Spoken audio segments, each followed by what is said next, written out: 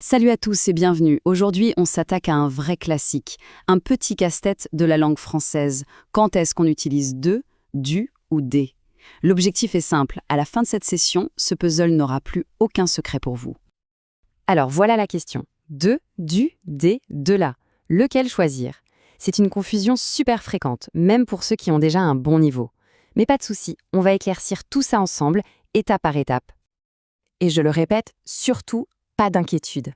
C'est vraiment l'une des erreurs les plus communes. C'est une étape normale dans l'apprentissage. Voyez cette explication comme la clé qui va tout débloquer une bonne fois pour toutes.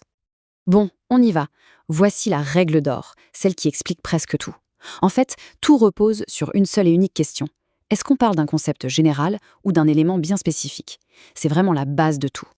Regardons ces exemples, c'est très parlant. D'un côté, on a la gare de bus. Ici, on utilise « de » parce qu'on parle d'une catégorie. C'est une gare conçue pour les bus en général. De l'autre côté, on a le billet du train. La « du », qui est la contraction de « de » plus « le », désigne quelque chose de précis. C'est le billet de ce train-là, pas d'un autre. Pareil pour une table de nuit, c'est un type de meuble, et la table de la cuisine, la table qui se trouve dans cette cuisine-là. Alors vous commencez à voir le truc ? Une fois qu'on a bien en tête cette différence entre le général et le spécifique, croyez-moi, on a fait 80% du chemin. C'est vraiment le socle. Parfait. Maintenant, on va voir des situations qui sont encore plus simples. Des cas où la règle, c'est d'utiliser de presque tout le temps. Bienvenue dans le club très fermé du de uniquement. En gros, il y a 3 scénarios principaux où les articles comme du, des ou de la s'effacent pour laisser la place au simple de. C'est après une quantité, dans une phrase négative et juste avant un adjectif au pluriel. Premier cas, la quantité. Dès que vous utilisez des mots comme beaucoup, un peu de, 1 kilo de, eh bien c'est toujours de qui suit, même si le nom est au pluriel. On ne dira jamais beaucoup des copains, mais bien beaucoup de copains. C'est une règle très fiable, un vrai réflexe à prendre. Deuxième cas, la négation. Ça aussi, c'est un automatisme. Quand une phrase devient négative, l'article partitif du, de la, des se transforme systématiquement en de.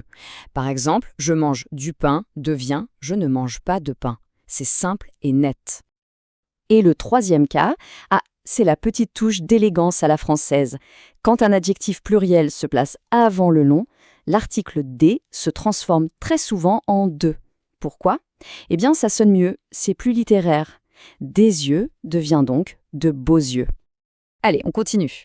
Voyons maintenant comment notre règle d'or, le fameux général contre spécifique, s'applique quand on veut décrire le rôle d'une personne, un lieu ou la matière d'un objet.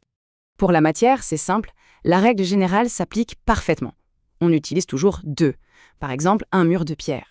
On parle de la pierre en tant que concept, que matériau de construction, pas d'une pierre en particulier qu'on aurait ramassée. Cette nuance devient super intéressante avec les personnes. Regardez, un chef de village, c'est une fonction, un titre général. Mais si on parle du chef du village gaulois d'Astérix, un endroit bien précis que tout le monde connaît, alors là, ça devient le chef du village. Le spécifique prend le dessus. Alors, pour les lieux, il y a quelques petites règles à mémoriser.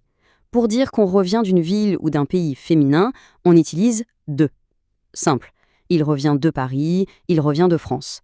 Mais attention, ça change pour un pays masculin. Il revient du Japon. Et pour un pays au pluriel, il revient des États-Unis. Ici, c'est un peu moins intuitif, c'est plus du par cœur. Bon, assez de théorie, on a bien travaillé. C'est le moment de mettre tout ça en pratique avec un petit défi. C'est à vous de jouer. Voici la phrase à compléter. Il parle « vélo, Camille ». Prenez une petite seconde pour réfléchir. On parle d'un objet bien précis, le vélo, et d'une personne, Camille. Alors, qu'est-ce qu'on met ? Et la réponse est « Il parle du vélo de Camille ». Bravo si vous avez trouvé. Alors, pourquoi ? Du vélo parce qu'il s'agit d'un vélo spécifique, celui de Camille. Donc, de plus le vélo devient du.